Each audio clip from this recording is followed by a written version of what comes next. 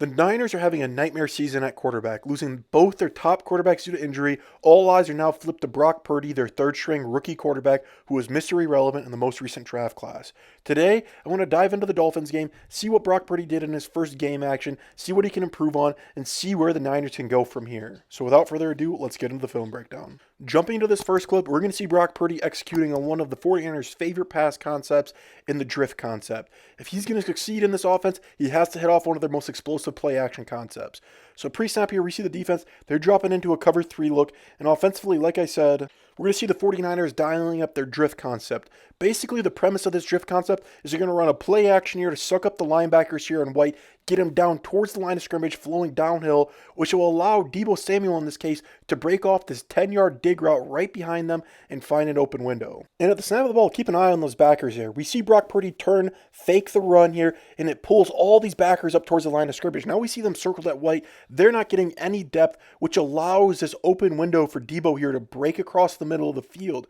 And as we look at the back of the pocket here circled in black, we see Brock Purdy's releasing this ball as Deebo is coming out of his break. This is good timing, good anticipation as let the play roll, good velocity to get it in there and fit it into that tight window across the middle of the field.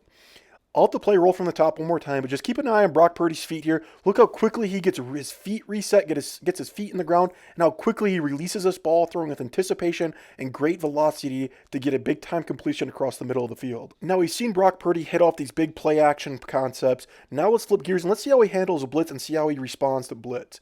So pre-snap here, we see the defense. They're running a 6-man blitz, and the offense only has 5 men in pass pro, which means they're outnumbered, leaving Brock Purdy hot, which means he has to get the ball out before that 6th rusher gets home. And the 49ers have a perfect answer for this with Christian McCaffrey running a slant right into that open window where the blitzer's coming from. So at the snap of the ball, we're going to see that linebacker trigger on the blitz. Purdy diagnoses it quickly here, getting his feet set, and as we see, he's releasing this ball before Christian McCaffrey's even out of his break. This is great anticipation and timing from Purdy. If he hesitates at all, he risks taking a big sack here. I'll have to play roll from the top one more time. Just keep an eye on how quickly Purdy processes this, not allowing that 6th blitzer to affect his throw or get a hit on him. So we've seen Purdy hit on these play action shots. We've seen him handle blitz. Now let's flip gears and let's take a look at how he handles the quick game.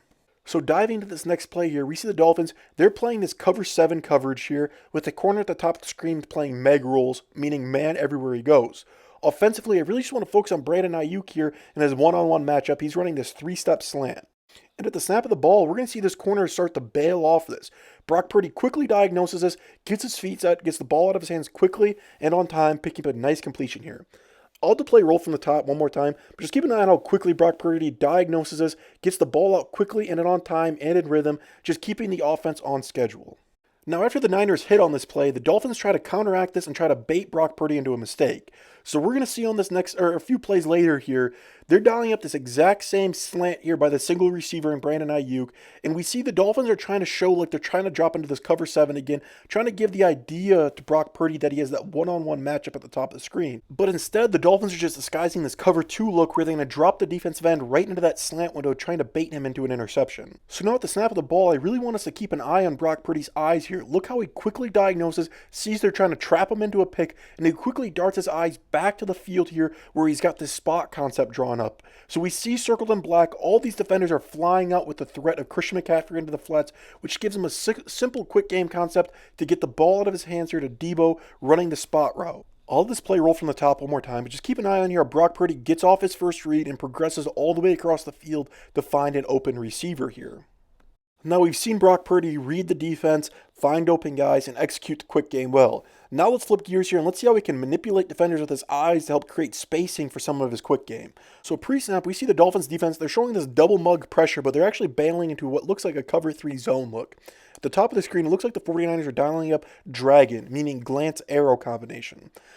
At the snap of the ball, I really want to keep an eye on Brock Purdy's eyes. Look how he stares out towards the flats, towards the top of the field here.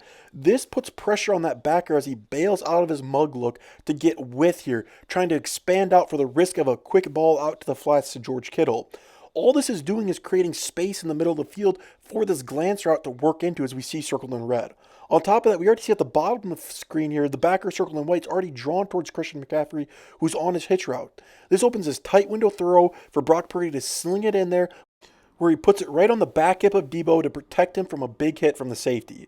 So let this play roll from the top again. Just keep an eye on his eyes. Look how he manipulates that flat defender there. Look how he throws a nice ball right on the back hip of Deebo to protect him from the safety. All really good stuff.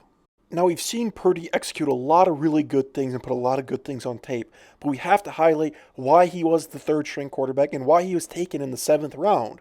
So heading into this next play here is where we start to see some of our concerns. So pre-snap here, we see the Dolphins. They're playing a match zone here, or they're playing just straight cover 0. Hard to tell. But offensively, I really just want to focus on George Kittle, who's at the bottom of the screen running his post route. And at the snap of the ball, we see Purdy just staring down the post route here, knowing that it's a mismatch, getting Kittle one-on-one with the safety. But as I freeze the frame, we see that Kittle's getting out of his break, and Purdy still hasn't released the ball yet. He's still just staring this route down, debating to throw the ball. This hesitation causes him to miss a wide-open Deebo Samuel, who was circled in red, coming across the middle of the screen for a big-time catch and first down here. And now because Purdy's standing so long in the pocket, the pressure gets to him, forcing him to get scrambled outside of the pocket. Luckily, he still gets his ball off for a completion, but as I have to play roll from the top here, just keep an eye on his eyes. Look how he's just staring down Kittle, and he's just hesitating on taking a deep shot here, when he could have easily picked up 3-5 yards and not had to get out of the pocket at all. Once again, it's not a killer because they still completed the ball, but it's still a big red flag. Taking a look at this next play, we're going to stay on the same subject of Brock Purdy wanting to take deep shots. So as we see here pre-snap, it's 3rd and short. The Niners are dialing up this play action concept here. And at the snap of the ball, we're going to see once again the Dolphins defense overcommit, coming downhill to try to stop the run. Now we see that everybody in the box was so distracted by the run, they weren't able to get back in time and cover the tight end on this deep over route, which allows him to come wide open here. But as I let the play roll, once again, Purdy just decides not to throw the deep ball and decides to throw it underneath to a tightly contested throw. So let the play roll from the top one more time. Just keep an eye on this. Look how wide open this deep over route comes. Obviously, he still picks up the first down here with a throw to Kittle, but still, we're missing on a big chunk yardage plays, which if you would have hit the tight end on the over, that's 3 points that he most likely would have gotten to field goal range. So you got to count that being 3 points taken off the board. At the end of the day, I think a lot of this deep ball issue just comes back to him not being confident enough, maybe not wanting to take that risk and take those deep shots in case he misses, or worst case, he throws a pick. But at the end of the day, I don't want to harp on his red flags too much. I could keep going on and nitpick some of the details about his pocket presence and the way he handled blitz and pressure in the pocket occasionally.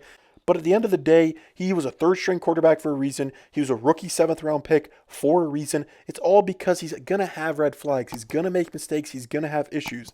But at the end of the day, can he still manage his 49ers team to a possible Super Bowl berth? I think so. This 49ers team has one of the best defenses we've seen possibly in the last decade. On top of that, they have a loaded offense with an incredible amount of weapons with George Kittle, Brandon Aiyuk, Deebo Samuel, Christian McCaffrey. On top of that, we have one of the best rushing attacks in the NFL. I think as long as Brock Purdy can do what he did in this film breakdown and execute the quick passing game, get the ball out of his hands quickly, not make mistakes, and allow this defense to keep the 49ers in the game, I think the 49ers rushing attack and quick game can score enough points to allow them to continue to win games and possibly make a deep playoff push come this December and January. Anyways, that'll do the film breakdown of Brock Purdy. Obviously, he hasn't had a full game to develop as a starter yet, so it's hard to really come to conclusions yet. But let me know your guys' thoughts down below. Do you think the Niners season's over and are they doomed? Or do you think Brock Purdy can manage them to a possible playoff and Super Bowl berth? I love hearing from you guys. I'll catch you guys in the next one. Peace.